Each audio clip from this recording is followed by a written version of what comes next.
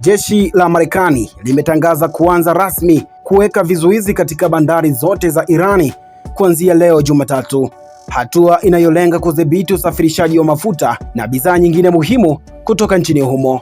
Hatua hiyo imechukuliwa baada ya mazungumzo ya amani kati ya pande hizo mbili yaliyofanyika Pakistan kuvunjika bila kufikia makubaliano. Kwa mujibu wa kamandi ya Marekani katika eneo la Mashariki ya Kati, vizuizi hivyo vitahusisha ukaguzi na udhibiti mkali wa meli zote zinazoingia na kutoka katika bandari za Irani.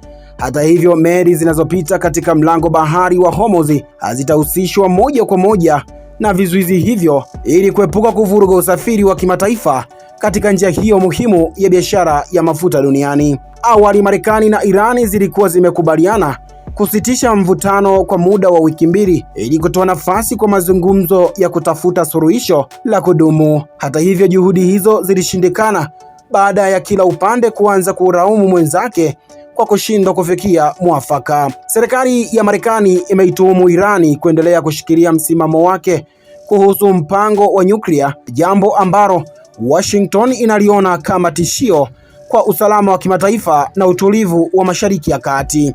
Hatua ya kuweka vizuizi bandarini Irani inatarajiwa kuongeza presha kiuchumi kwa Tehran, hasa katika sekta ya mafuta ambayo ndiyo uti wa mgongo wa uchumi wa nchi hiyo. Wataalamu wa masuala ya kimataifa wanaonya kuwa hatua hiyo inaweza kuongeza mvutano wa kisiasa na kijeshi katika eneo la Mashariki ya Kati iwapo suluhu ya kidiplomasia haitapatikana haraka. Wakati huo, jumuiya ya kimataifa inaendelea kutoa wito kwa pande zote mbili kurejea kwenye meza ya mazungumzo ili kuepusha hali ya mvutano kuongezeka na kuathiri usalama wa kimataifa pamoja na uchumi wa dunia. Je, una maoni gani kuhusiana na taarifa hii Mwanabaharia TV?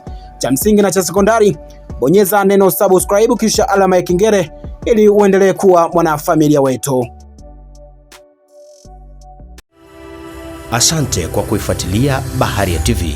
Usisahau kulike, kusubscribe, kucomment na kushare.